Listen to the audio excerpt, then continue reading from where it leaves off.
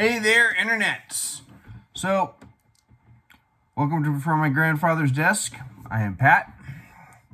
I think I'm going to be the first person to say this since last summer's Bruen decision. I haven't heard it said anywhere else.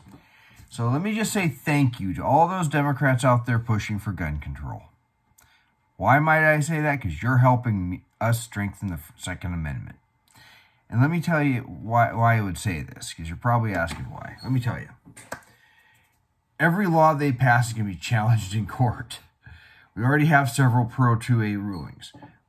There's some rulings that led up to the Heller decision, but first it was the Heller decision, which said, yes, the Second Amendment is an individual right to keep arms for lawful purposes, not just for self-defense, not just as part of a militia, but for any lawful purpose. Then you had the McDonald case a couple years later. And the McDonald case says Second Amendment applies to the states too, via incorporation doctrine. Then in 2016, and this is one that gets overlooked, you have Satano versus Massachusetts involving stun guns. But it started as a Second Amendment, stated that the Second Amendment was not just arms in existence at the time of the Second Amendment was ratified. It's all bearable arms. And then we have Bruen, which says not only do you have the right to defend yourself, but you have the right to carry it outside your home to defend yourself. And they said the proper way of viewing it is text is informed by history and tradition. That's the test. Does it infringe? That's all the question. If it infringes on the Second Amendment, unless there's a historical tradition from that time period of restricting the firearm, you're stuck letting them have those arms. And every one of those rulings reinforced the others. You had Heller was reinforced by McDonald. Satano relied on Heller and McDonald and reinforced those. The Bruen decision, of course, did all of those and said, hey, stop playing the games. There's no interest balancing test. It's just doesn't infringe. It reinforces the previous rulings. This is going to result in it getting ever stronger. As opposed to, everyone talked about how Roe v. Wade was overturned. Look, it was long-standing precedent. And then you only had two real cases. And, of course, as everyone keeps pointing out, Brown versus the Board of Education, Second Amendment, Brown versus the Board of Education, the Supreme Court reversed itself, overturning Jim Crow. Yes, they do reverse themselves. But the more rulings you have, the more the precedent becomes strong. Jim Crow didn't have long history of SCOTUS decisions saying this is the way it is. Roe v. Wade only had Casey backing it up. 2 rulings in 50 years. Now we got 4 Pro 2A rulings. We have double the rulings in just a few years backing up Second Amendment as an individual right. So that this is just every one of these things is going to happen. So with magazine bans, the one that I always think comes to mind is Duncan v. Bonta. Used to be Duncan v. Becerra. Magazine ban case coming out of California. It got all the way to the Supreme Court, and they basically said, you guys just got to rethink this and use text is informed by history and tradition. And the Ninth Circuit knocked it all the way back down to Judge Benitez, who had originally ruled that the magazine ban in California was outright unconstitutional. Assault weapons ban. There's Rody v. Bonta, I believe it is, in California. There's one coming out of Maryland. There's a local case in Colorado, which that's newer. But those assault weapons bans are going to be found unconstitutional.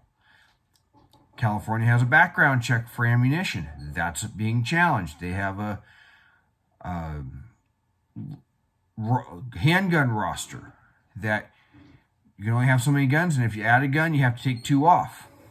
So eventually your numbers of guns that are allowed to be sold in California get fewer and fewer. Okay. Every one of those is up being challenged right now, and they're working their way through the courts. If the Supreme Court rules on them, what's going to end up happening is that's going to then, if they strike them down, which they probably will, that will then strengthen the previous rulings, making it a lot harder to go all the way to the point of overturning Heller, even if they were to overturn one part of that. And now we have more laws being challenged because all you Democrats out there, this is why I got to thank you, keep pushing new laws. New York tried to make it harder for their concealed carry law. We have to give you the permit and you can't use it anywhere. New Jersey is doing the same thing. They're trying to make the whole state a bunch of sensitive places. Maryland's proposing that kind of a law. There's more magazine bans now being challenged because they were just passed in Washington and Oregon. Oregon, Illinois, and there's a local ban in Colorado, which I just mentioned. Assault weapons bans that are being challenged, and they're new, but some of them already been thrown out in injunctions saying you're not going to win this. Ultimately, we're giving it an injunction.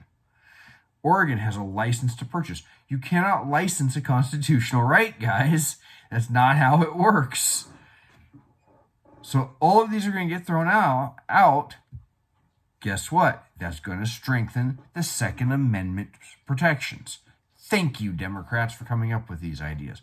Because now we can have it ruled on in the courts that your ideas are blatantly unconstitutional, and you're going to have to live within what is constitutional. Which gets back to what I said the other day in a short. I said, maybe it's time to figure out how to be safe, and you always all want to feel safe within the bounds of the Constitution. And some of the bans they're pushing now. You got the Senate, both Connecticut senators and Senator Dianne, Mr. and Mrs. America, turn them all in, Feinstein from California, are pushing another federal assault weapons ban, and it's combined with a magazine ban. Connecticut is trying to make it so you can't even transfer around grandfathered weapons. Not making you turn them in yet, but I would not be surprised if someone pushes that. Washington, there is a host of gun laws being pushed. HB 1240 seems to be the assault weapons ban that they're going to try and push. It's going to get thrown out, and the magazine ban has already had injunctions placed on it. And of course, there's injunctions on the injunctions and all that stuff. Massachusetts, a ban has been proposed where it's not just assault weapons, all semi-automatic rifles and shotguns. It's called HD 353. Google search it that way if you want to find it. That is an actual bill, and it basically goes through and everywhere defines what's illegal and says the way it's worded is it lists off a bunch of stuff, and then it says any weapon with a semi-automatic mechanism.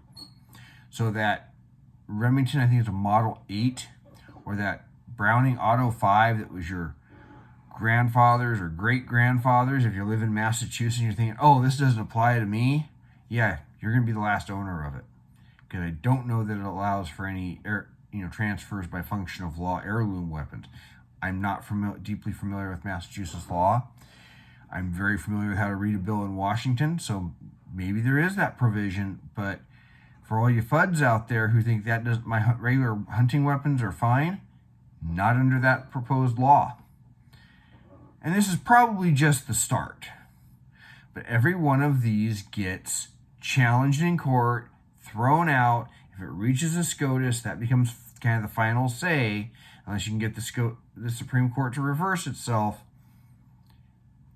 and the Second Amendment protections get strengthened. And then the lower courts are bound by those, and then the Supreme Court doesn't even bother. So that's where it's going. So again, thank you, Democrats, because we're going to be able to set this once and for all, in all likelihood. Unless you guys, pack the court just to get the rulings you want, regardless of what the law actually says. Thank you for strengthening our hand in the long run, in your short-term aim to run things back. And this is what they're going to do for the Second Amendment is exactly why I didn't want, as a pro-life person, certain Roe v. Wade challenges for laws way back in 2004. One of the Dakotas tried to outlaw abortions in all cases, but the mother's life and rape. I was like, the Supreme Court never heard it. But I looked at that and said, that's just going to strengthen that precedent. You don't want that getting to the Supreme Court. You don't want a bad ruling just to be in the name of passing your law, trying to do something. You want the ruling that comes out ahead. And so, better to wait, take it the slow approach. Democrats are not doing that. They're going for the straight, what is the crazy? And going for after all semi-automatics in Massachusetts is a perfect example. So, that's what I have to say. You all take care, and we'll see you again.